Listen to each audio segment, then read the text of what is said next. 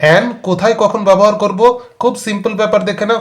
Singular countable noun যদি vowel বা স্বরধ্বনি দিয়ে শুরু হয় তবে তার আগে আমরা অ্যান বসাবো। সিঙ্গুলার কাউন্টেবল নাউন অর্থাৎ সিঙ্গুলার মানে কি, একটা একটা যদি লেবু বোঝায়, অরেঞ্জ মানে কমলা লেবু, একটা কমলা লেবু যদি বোঝায়, এবং কাউন্টেবল নাউন যদি হয়, অরেঞ্জ কাউন্টেবল নাউন মানে গুনতে পারি, কাউন্টেবল নাউন মানে হচ্ছে যেগুলোকে গোনা যায়, আর আনকাউন্টেবল নাউন মানে যেগুলোকে গোনা যায় না, তাহলে অরেঞ্জ কাউন্টেবল নাউন। এইবার বলছি যদি ভাওয়েল বা স্বরধ্বনি দিয়ে শুরু হয়, দেখো ও ভাওয়েল দিয়ে শুরু হয়েছে। ভাওয়েল কি কি আছে? এ, ই, আই, ও, ইউ, এই পাঁচটা ভাওয়েল আছে। তাহলে অরেঞ্জ ওয়ার্ডটা আমার ভাওয়েল দিয়ে ও দিয়ে শুরু হয়েছে, সেই জন্য তার আগে আমরা অ্যান বসাবো। আবার আই এর ক্ষেত্রেও তাই। আই সিঙ্গুলার কাউন্টেবল নাউন মানে আইকে গোনা যায়, আই মানে চোখ। তাহলে আই এর আগে আমরা কি বসাচ্ছি? অ্যান বসাচ্ছি, কারণ হচ্ছে যে ইটা ভাওয়েল দিয়ে শুরু হয়েছে। অ্যাপেলের ক্ষেত্রেও তাই।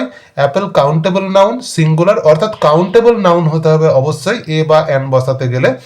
তো কাউন্টেবল নাউন সিঙ্গুলার, আবার ভাওয়েল দিয়ে শুরু হয়েছে, দেখো এ দিয়ে শুরু হয়েছে, তার আগে আমরা অ্যান বসাচ্ছি। নেক্সট পয়েন্ট কি? নেক্সট নিয়ম হচ্ছে শব্দের শুরুতে এইচ থাকলেও এবং এইচ এর উচ্চারণ উজ্জ্ব থাকলে তার আগে অ্যান বসে।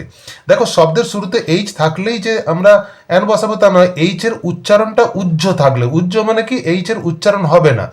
যেমন এই যে hour, H O U R hour, এখানে এইচ আছে কিন্তু এইচ এর উচ্চারণ আমরা করি না, আমরা কখনো হাওয়ার বলি না, আমরা কি বলি? আওয়ার বলি, অর্থাৎ ও এর উচ্চারণটা করি।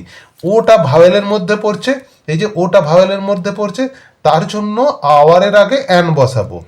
আবার এখানেতে অনারেবল গার্ল, অনারেবল গার্লে এইচ দিয়ে শুরু হয়েছে, কিন্তু আমরা উচ্চারণটা কি হনারেবল গার্ল করি না, আমরা উচ্চারণটা করি কি না অনারেবল গার্ল, অর্থাৎ ও এর উচ্চারণটা করি, ওটা ভাওয়েল, সেই জন্য আমরা অ্যান বসাই অনারেবল গার্লের আগে।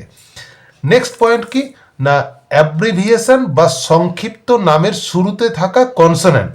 অ্যাব্রিভিয়েশন মানে কি সংক্ষিপ্ত নাম, সংক্ষিপ্ত নামটা আমি ক্লিয়ার করে দিচ্ছি। যেমন হচ্ছে যে এই যে এমপি সংক্ষেপে লিখছি আমরা, এমপি এর ফুল ফর্ম হচ্ছে মেম্বার অফ পার্লামেন্ট, এটাকে আমরা সংক্ষেপে লিখি কি এমপি দিয়ে লিখি, ঠিক আছে।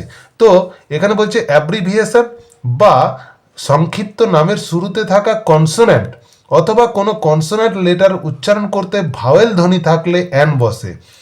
মানে কি, মানে যেমন হচ্ছে যে এল এল বি, এটাও দেখো সংক্ষিপ্ত নাম, এটা পুরো নামটা নেই, ওই জন্য ফুল স্টপ দেওয়া আছে। তাহলে সংক্ষিপ্ত নাম, এটাকে অ্যাব্রিভিয়েশন বলা হয়। এই সংক্ষিপ্ত নামের শুরুতে কি আছে? এল, আমরা উচ্চারণটা এল করছি, এল এল বি, এ, অর্থাৎ হচ্ছে যে এ সাউন্ড দিয়ে শুরু হচ্ছে, সেই জন্য এটা যেহেতু ভাওয়েল, তাই এল এল বি এর আগে আমরা কি বসাবো? অ্যান বসাবো।